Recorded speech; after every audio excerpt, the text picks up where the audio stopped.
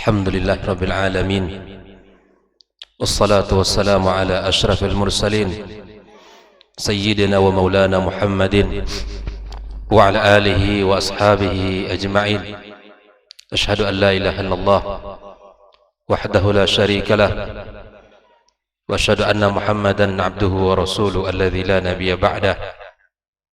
سبحانك لا علم لنا إلا ما علمتنا إنك أنت العليم الحكيم. اللهم علمنا ما ينفعنا وانفعنا بما علمتنا وزدنا علما يا عليم. أما بعد، kaum muslimin, kaum muslimat, hadirin hadirat rahimakumullah. Alhamdulillah, bersyukur kita kepada Allah Subhanahu wa taala pagi yang sangat indah ini, suasana yang sejuk. Semoga seiring dengan kesejukan hati kita yang dihiasi dengan keimanan kepada Allah Subhanahu wa taala, dan mudah-mudahan hati kita senantiasa dekat dengan Allah, mencintai segala apa yang Allah cintai, dan membenci apa yang telah Allah benci. Salat dan salam untuk Nabi kita sallallahu alaihi wasallam. Allahumma salli wa sallim wa barik ala Muhammad. Mudah-mudahan salawat yang senantiasa kita ucapkan dan sunnah yang senantiasa kita tegakkan menjadi bukti cinta kita kepadanya, dan berharap pula kita mendapatkan minuman dari telaganya, serta kita mendapatkan kemuliaan dari Allah untuk mendapatkan syafaatnya. Kita berharap salat dan salam juga tersambung kepada keluarganya, kepada para sahabatnya yang telah berjuang bersamanya, dan kepada siapapun dari kaum muslimin dan muslimat yang senantiasa berada di atas sunnahnya sampai hari kiamat kelak. Tak lupa kita berdoa kepada Allah untuk kedua orang tua kita yang telah mendidik dan membesarkan kita, yang telah banyak berjasa kepada kita. Mudah-mudahan Allah ampunkan dosa-dosa mereka, Allah angkat dan Allah tinggikan derajatnya, dan Allah lapangkan kuburan mereka. Bagi yang masih hidup, Allah berikan kemudahan untuk mendekatkan diri mereka kepada Allah Tabaraka wa Ta'ala, dan Allah tunjukkan jalan kebenaran, dan Allah jadikan akhir dari kehidupan mereka husnul khatimah.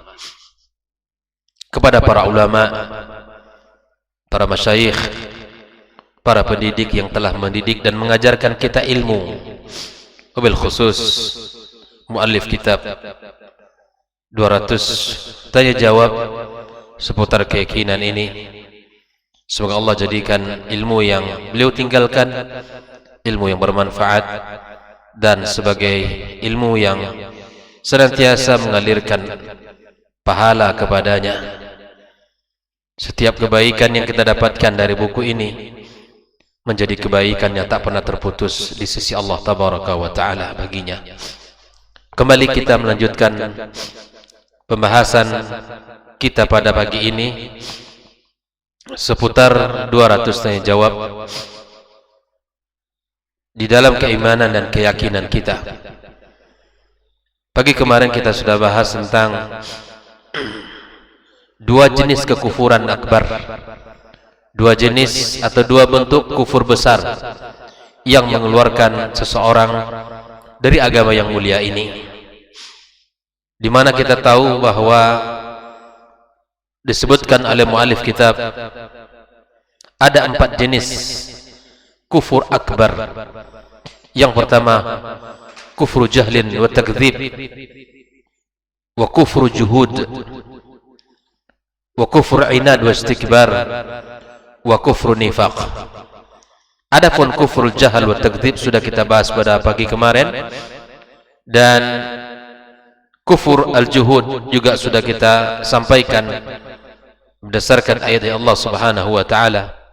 Pagi ini kita membahas dua bentuk kufur akbar yang tersisa, yaitu kufrul inad wal istikbar, kufur yang bersifat al-inad, yaitu pembangkangan, wal istikbar, dan kesombongan. Apa yang dimaksud dengan kufrul inad wal istikbar? Kata muallif kitab, wa ma kana bi'adab al-inqiyad lil-haq mal iqrar bihi, yaitu kekufuran di mana tidak tunduk kepada kebenaran walaupun dia meyakini. Dia tidak mau tunduk kepada kebenaran walaupun dia mengikrarkan kebenaran itu sesungguhnya. Hal ini apa yang terjadi pada iblis, di mana Allah Subhanahu wa taala sebutkan ya kesombongan mereka ini. Illa iblis aba wastakbar wa kana minal kafirin. Ya, kecuali iblis yang sombong, yang aba, yang enggan, ya, dan sombong, dan dia termasuk dari golongan orang-orang kafir. Iblis sesungguhnya perintah Allah itu mereka tahu itu benar. Ya, mereka tahu kalau perintah Allah itu benar, tapi kemudian kebenaran itu tidak menjadikan mereka ya tunduk kepada Allah Subhanahu wa taala. Jika ada orang yang tahu ini kebenaran, Pak, ini hak, tapi dia tidak mau tunduk dengan kebenaran itu, walaupun lisannya mengikrarkan, walaupun hatinya meyakini, maka dia telah meniti jalan ya apa yang telah ditempuh oleh iblis dengan golongannya. Maka jauhkan kesombongan, jauhkan pembangkangan. Ketika diterangkan berdasarkan Al-Quran, ini adalah syariat, ini hukumnya halal, ini hukumnya haram. Yang halal dikerjakan, yang haram ditinggalkan. Ketika kita mengetahui sebuah hukum berdasarkan dalil, baik itu Al-Quran maupun Sunnah Rasulullah, yakini itu kebenaran dan amalkan. Itulah keimanan. Namun ketika kita yakini itu benar, tapi kemudian kita tidak tunduk dengan kebenaran itu, masih mengikuti hawa nafsu, masih mengikuti syahwat, maka dia telah mencontoh, telah mengikuti jalannya iblis. Disebutkan oleh muallif kitab, wa huwa lam yumkinuhu juhudu amrillahi bisujud wala inkaru. Iblis sesungguhnya tidak mungkin bagi dia untuk menolak perintah Allah itu, dan tidak mungkin dia mengingkari perintah Allah sesungguhnya. Tak mungkin, karena dia makhluk. Wa inna ma'tarada alaih, namun iblis yang melawan. Iblis sombong. Iblis tidak mau tunduk kepada kebenaran yang telah Allah berikan kepada mereka. Bahkan di dalam bentuk pembangkangan itu, iblis membuatkan sebuah qiyas kepada Allah Tabaraka wa Ta'ala, membuatkan sebuah perbedaan yang ia hadirkan sebagai bentuk alasannya kepada Allah. Apa kata mereka? Asjudu liman khalaqta tinan. Apakah aku pantas sujud kepada makhluk yang engkau ciptakan dari tanah? Mereka tidak langsung menolak. Mereka tidak langsung untuk melawan Allah Tabaraka wa Ta'ala di dalam perintahnya. Tapi kemudian bentuk penolakannya itu, mereka mengatakan, asjudu liman khalaqta tinan. Apakah aku pantas sujud kepada makhluk yang engkau ciptakan dari tanah? Apa maknanya ini? Di sinilah bentuk pembangkangan mereka. Di mana ya di dalam ayat lain Allah katakan tentang mereka ini, ana khairun minhu. Di sini dia ingin menyampaikan kepada Allah bahwa saya ini lebih baik dari mereka. Dari siapa? Dari Adam. Disinilah baru keluar ya jawaban yang membuat mereka ini tidak mau sujud dan tidak mau menjalankan perintah Allah tabaraka wa taala, ya khalaqtani min narin wa khalaqtahu min tin. Allah, engkau ciptakan aku dari api dan engkau ciptakan Adam dari tanah. Seakan-akan iblis ini mencoba memberikan ya perumpamaan, penilaian bahwa api jauh lebih baik dari tanah. Hati-hati, Pak. Ini bentuk analogi, bahkan ahli filsafat hari ini juga melakukan hal yang demikian terhadap Allah Subhanahu wa taala. Mereka mencoba dengan menggunakan logikanya. Sehingga orang-orang awam ya tertipu dengan kalimat-kalimatnya. Orang yang tidak mendalami sebuah ilmu, kemudian dengan kalimat-kalimat dia yang menganalogikan segala sesuatu, tertipu dengan silat lidahnya. Sehingga seakan-akan apa yang dikatakan pun itu benar. Dan hal ini telah dilakukan oleh iblis kepada Allah tabaraka wa taala. Maka orang beriman itu tidak ada kecuali satu jalan, sami'na wa ata'na. Ketika Allah perintahkan, ketika Rasul sallallahu alaihi wasallam sampaikan, tidak ada pilihan syi'ta am abaita, kecuali kita mengatakan sami'na wa ata'na. Makanya mukmin itu kaum muslimin rahimakumullah, dia tunduk, dia patuh kepada Allah tabaraka wa taala dengan mutlak ketundukan kepada Allah, tanpa ada sedikit memoles dan sedikit memiliki ya kenapa Allah perintahkan begini, tidak. Tapi ketika Allah Subhanahu wa taala perintahkan, dan begitulah kehidupan para salaf yang mana mereka itu dekat dengan amal. Apabila Allah perintahkan, mereka taati. Apabila Allah larang, mereka tinggalkan. Ini yang kita contoh. Ini yang kita sering sampaikan dalam kehidupan kita, agar kita mengikuti as-salafus salih, mengikuti pola beragama, cara beragama para as-salafus salih. Mereka tunduk kepada Allah dengan penuh kecintaan, tunduk kepada Rasulullah sallallahu alaihi wasallam dengan penuh keimanan. Maka berhati-hatilah ya dengan pola dan cara berfikirnya iblis yang mencoba menganalogikan sesuatu, yang mencoba ingin mengangkat dirinya dengan menjatuhkan orang lain, mengangkat dirinya dengan mengatakan ana khairun min, saya lebih baik dari Adam itu. Kenapa? Engkau ciptakan aku dari api dan Adam engkau ciptakan dari tanah. Seakan dia memberikan sebuah penilaian bahwa api lebih baik dari tanah. Ini pola iblis di dalam menyikapi perintah Allah tabaraka wa taala. Kemudian dalam ayat yang lain Allah juga sebutkan ya, lam akun li asjuda li basharin khalaqtahu min salsalin min hama'im masnun. Bahkan di sini lebih tegas iblis mengatakan, aku tak akan pernah sujud kepada manusia yang engkau ciptakan dari tanah. Disebutkan tidak akan pernah sujud kepada manusia.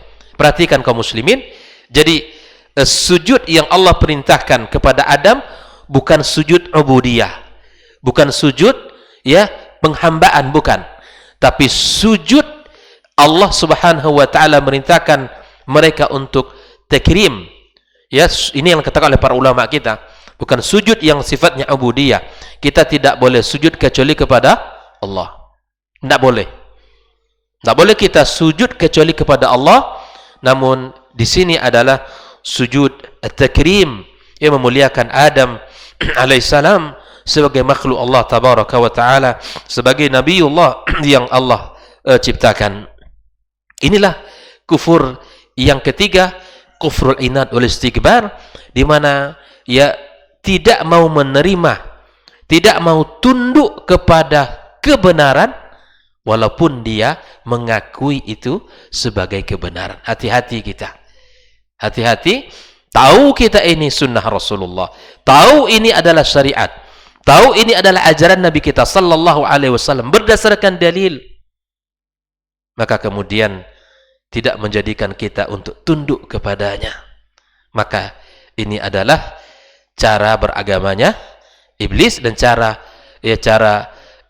ketaatan, bentuk ketaatan iblis kepada Allah tabaraka wa taala. Hati-hati kita, jangan sampai ya kebenaran yang kita fahami tidak menjadikan kita orang-orang yang tunduk kepada Allah tabaraka wa taala. Kaum muslimin, kaum muslimat rahimakumullah. Nah, kufur yang keempat adalah kufur nifaq. Ya, kufur nifaq. Nifaq adalah kemunafikan. Ya. Apa maksudnya? Ya, al-munafiq, orang munafik itu dia tanpa membenarkan di hatinya, tanpa membenarkan ya dengan amalannya.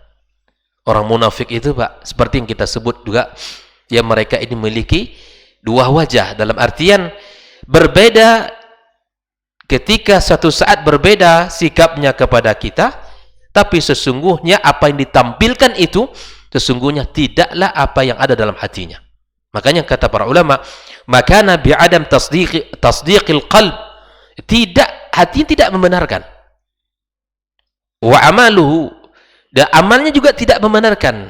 Tapi ma'al inqiyadi zahiran ria'an nas, namun secara zahir dia tunduk. Bisa difahami ya, orang munafik itu kelihatannya dia tunduk, taat, tapi hatinya dan anggota tubuhnya sesungguhnya dia tidak seperti itu.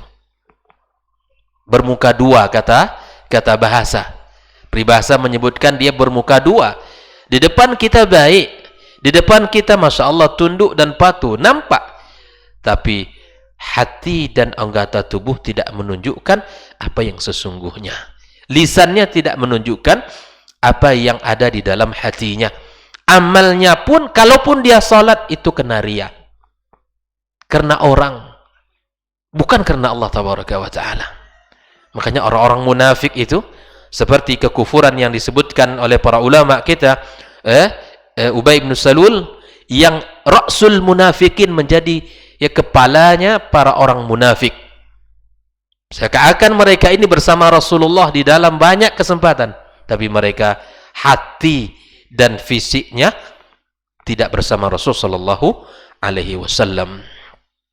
Seperti yang terjadi di perang Badar, di perang Uhud, ya 1000 orang yang berangkat bersama Rasulullah, tapi kemudian berhasil dipengaruhi di dalam perjalanan menuju Uhud, 300 orang lebih kurang mundur, ya pulang, tidak ikut berjihad, karena sesungguhnya jihad itu berat.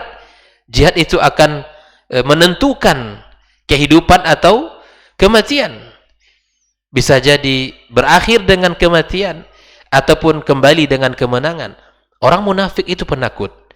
Maka kemudian 300 orang mundur, tidak bergabung dengan Rasulullah sallallahu alaihi wasallam.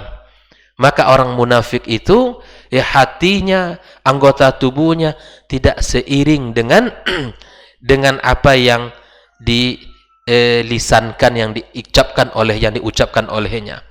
Walaupun secara zahir dia tunduk, baik, tak patuh, tapi itu bukan sesungguhnya.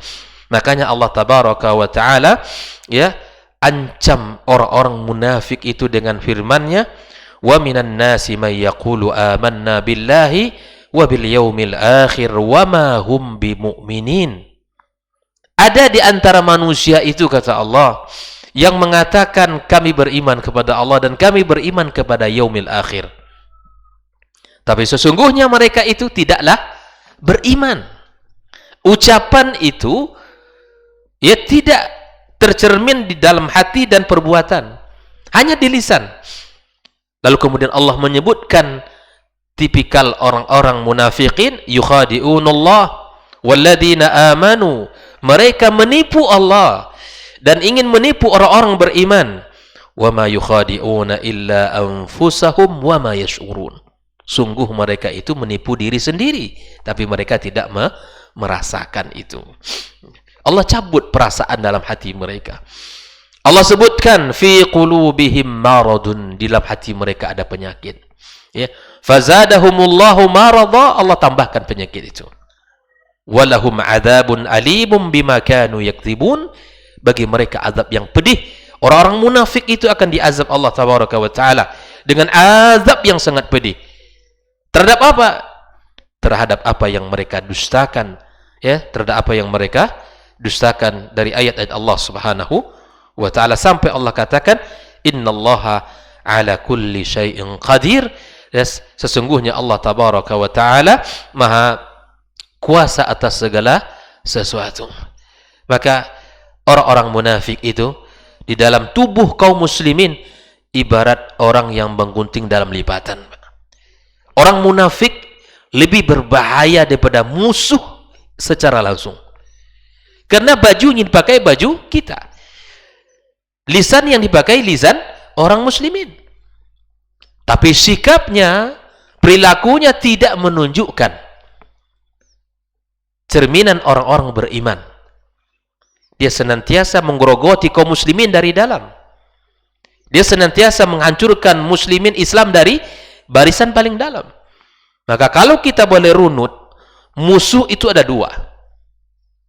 Musuh yang berbaju muslimin disebut dengan munafikin. Dia seakan-akan muslim, tapi dia musuh bagi orang-orang beriman itu sendiri. Makanya Allah sediakan azab yang paling dahsyat, wa kana fid darkil asfali minan nar.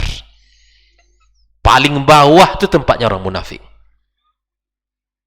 Dan kedua musuh yang paling besar adalah ya musuh di luar muslimin, yang hari ini tentu bajunya tidak baju Islam, yang menamakan dirinya dengan berbagai macam nama. Maka tentu sikap kita harus sama terhadap orang-orang munafikin dan orang-orang ya al-kafirin yang jelas-jelas itu adalah musuh kita.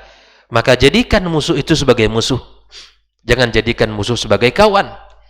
Karena ketika musuh jadikan kawan, di saat itulah kita akan hancur lebur. Maka kawan jadikan kawan dan lawan dijadikan lawan. Ya, orang-orang beriman jadikan mukmin itu sebagai kawan, jangan jadikan lawan. Sebagaimana Nabi kita sallallahu alaihi wasallam anjurkan itu, bahwa pada pembahasan berikutnya, ya, sibabul muslimi fusuqun wa qitaluhu kufur.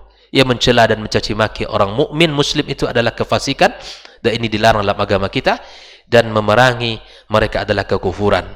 Yang diperangi itu orang yang memerangi kita.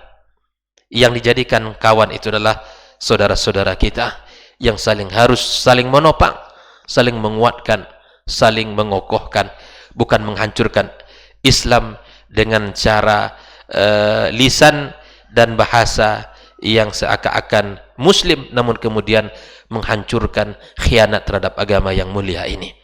Ajarkan hari ini, Masya Allah, kita lihat banyak sekali yang ingin menyampaikan bahasa dengan menyampaikan agama, namun kemudian itu akan menggerogoti Islam dari dalam dan menghancurkan Islam dari dalam itu sendiri. Wallahu ta'ala alam. Inilah 4 jenis kekufuran yang mengeluarkan seseorang dari agama yang mulia ini. Kufrul jahli wa takdzib, ya, kufur al-juhud, kufur al-inad wal istikbar, wa kufur an-nifaq. Semoga Allah Subhanahu wa taala jaga kita dan jaga anak keturunan kita, serta Allah jaga generasi-generasi kita ke depannya dari segala bentuk penyakit dan kekufuran ini. Allah selamatkan agama ini, Allah muliakan kita dengan agama yang mulia ini.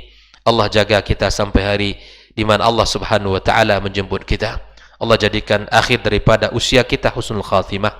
Allah jadikan amal kita ditutup dengan amal yang khatimah dan diterima Allah Subhanahu wa taala. Wallahu taala a'lam. Subhanakallahumma wa bihamdik asyhadu an la ilaha illa anta astaghfiruka wa atubu ilaik. Wassalamualaikum warahmatullahi wabarakatuh. Orang yang keluar dari rumahnya menuju rumah Allah untuk menuntut ilmu syar'i, maka sungguh dia sedang berjalan di jalan ilmu, dan itu akan memudahkannya untuk menuju surga Allah Subhanahu wa taala. Man salaka tariqan yatlubu fihi ilman salaqallahu bihi tariqan min turuqil jannah. Barang siapa yang menempuh sebuah jalan, jalan yang ditempuhnya adalah jalan menuntut ilmu, maka Allah akan mudahkan jalannya untuk menuju surga Allah Subhanahu wa taala. Orang yang berangkat ke masjid untuk menuntut ilmu syar'i dianggap sebagai jihad fi sabilillah. Nabi alaihi salatu wassalam bersabda, "Man dakhala masjidana hadza," barang siapa yang memasuki masjid kami ini, yakni Masjid Nabawi, liyata'allama khairan, untuk belajar atau mempelajari kebaikan, au yu'allimuhu, atau dia mengajarkan kebaikan, kal mujahidi fi sabilillah, adalah seperti orang yang berjihad di jalan Allah. Mudah-mudahan kehadiran kita di rumah Allah yang mulia ini, tujuan kita hanya satu, untuk mencari ridha Allah tabaraka wa taala. Mudah-mudahan ilmu yang kita pelajari, ilmu yang memberikan keberkahan, yang menerangkan jalan kita dan senantiasa menjaga kita di jalan Allah Subhanahu wa taala.